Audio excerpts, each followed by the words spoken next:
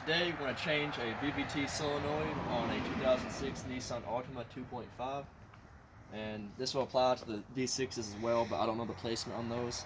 So the first thing you want to do is take off the dress-up cover, and then it's a 10mm bolt. The best way to get to it is a 1/4 inch, either nut driver or ratchet wrench. I use both. And once you have the cover off and get this reservoir right here kind of broke free, you can reach underneath this AC line and get down in here. Let me see if I can get it. There we go. Yeah, it goes right underneath this tab right here. It's a 10mm nut. And you just break that loose. And once that nut's loose, just get a flathead screwdriver and try to start it in this little crease right here if you can. It's kind of tricky to get to, but once you get the flathead on it, I'm gonna try it from up here. All these lines in the way.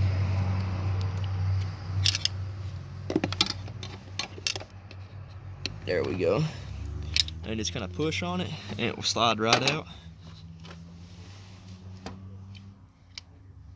And there you go. And to put the new one in, it's super easy. You just reverse procedure. It's got an O-ring right here that you want to make sure that goes inside and seals flush with it here. I'm gonna add some force to it and it'll pop in. And all you have to do is get the tab on the solenoid lined up with a bolt hole, and you just go back in with your 10mm bolt. So we're gonna go underneath of it, and I'm trying to figure out the best way to start it here. Probably if I can grab this here, I would try setting it inside the socket. I'm gonna go under all this crap again. There's oil everywhere, so it's kind of slick. You guys won't have that issue. You have a cracked timing cover. It's causing oil to spill everywhere.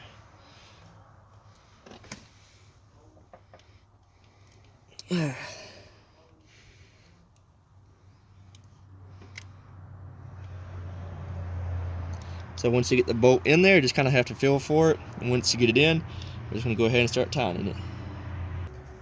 So here's a helpful tip. If you have trouble with the bolt falling off, you just add just a little bit of a gasket maker on the bolt head and just set it inside. That way when you get it tightened up, you can still pull the nut driver off of it. But that'll kind of keep it from falling out. Well, it slows it down from falling out. So you can always add more gasket maker, but this right here will be plenty. This is just for video example.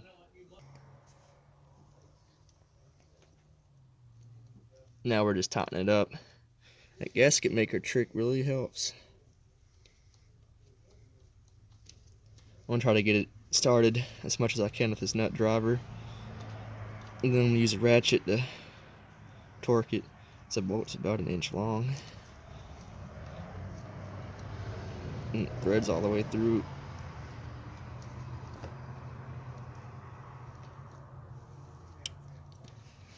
Okay. See how the gasket maker doesn't like permanently fuse the two together?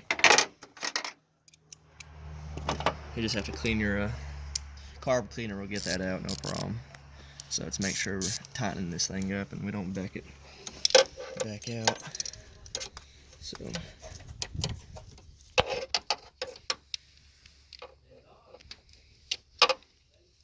ooh, the bolt's kind of in a weird place. The only issue is this line right here, power steering fluid reservoir.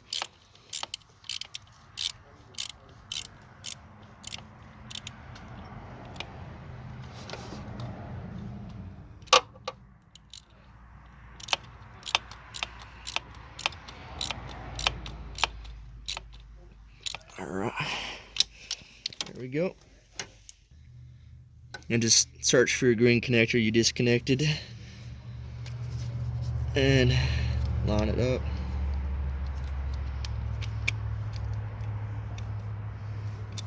My finger's in the way here. There we go. Clip it in. And now we're going to put the engine cover on. Let's go ahead and put this reservoir back in place. Once we get the engine cover back on, just fire the car up. Drive it for about 15 minutes and see if our check engine light comes back on, but this should fix it.